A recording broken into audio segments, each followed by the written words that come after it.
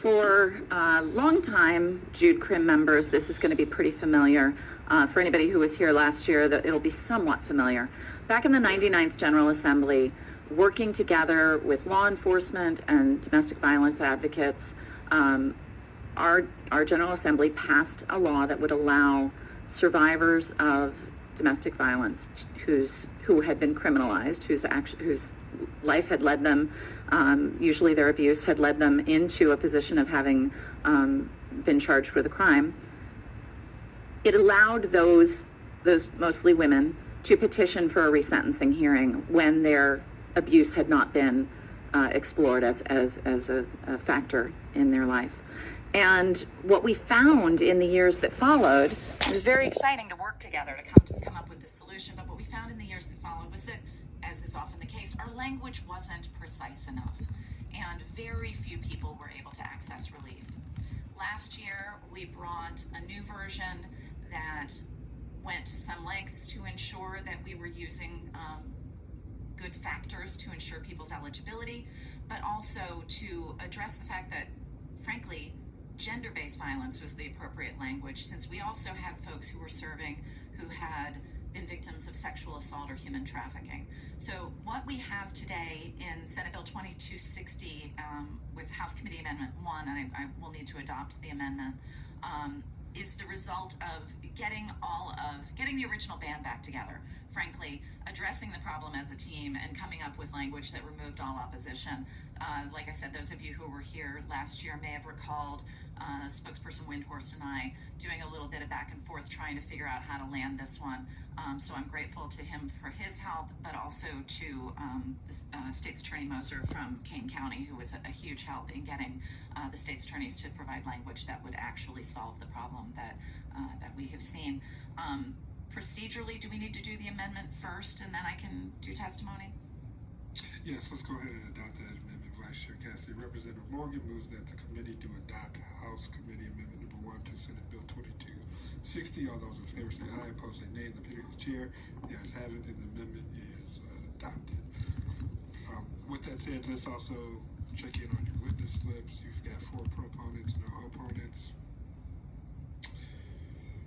2 individuals representing the Women's Justice Institute have filed in support. Also, 2 individuals, I guess, have filed themselves, Gary Knoll and Jamie Moser. So Jamie Moser is the state's attorney from Kane County. So I probably went in, yeah. But I do have a witness who can speak to the practicality of this issue if we could. Yes. So Serena Smith is here with us. This is her first session in Springfield. She is part of the first cohort of Women's Justice Institute Advocacy Fellows.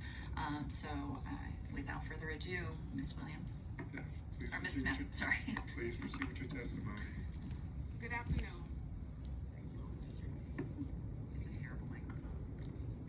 Good afternoon. My name is Serena Smith, and I am an advocacy fellow with the Women's Justice Institute, which is a policy, arcs, and advocacy group created by and for impacted women. I am here on behalf of my sister survivors that cannot be here today because they are incarcerated in our state prisons. When I left IDOC in September of 2020, I committed to myself that I will continue to advocate for those that were left behind, which is why I've been traveling to Springfield this session to meet many of you and urge you to vote for this bill. I have witnessed and been part of the collective hope women in IDOC experienced when the General Assembly unanimously passed the domestic violence resentencing law in 2015. It was hope for an opportunity to finally be seen and finally heard about the violence experienced and the role it had in the crime for which women are convicted. All too often, women are victims of abuse and then charged alongside their abusers for crimes their abusers commit. Often under the theory of accountability. But what the court didn't know or didn't hear was that we were victims too. This bill offers a chance for that injustice to be corrected. I hope to stand witness to you voting to remove the barriers that prevent these same women, my sister survivors, from being heard moving forward. Well, thank you, Ms. Smith, for your courage in that testimony. Ms. Johnson, good to see you. Are there questions from members on Senate Bill 2260? Okay, seeing none. Representative Vella moves to recommend that Senate Bill 2260 do pass as amended.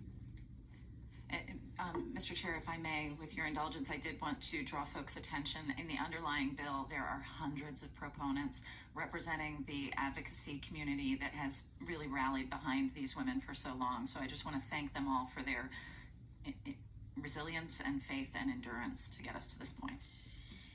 Vice Chair Cassidy, thank you for your resilience and how you led this effort over the years, actually. With that being said, Representative moves to recommend that Senate Bill 2260 as amended do pass.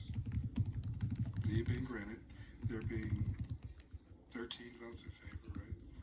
13 votes in favor, 0 votes opposed, and 0 voting present. Senate Bill 2260 as amended will be favorably reported to the House floor. Thank you for your hard work, Vice Chair Cassidy. Thank you, Ms.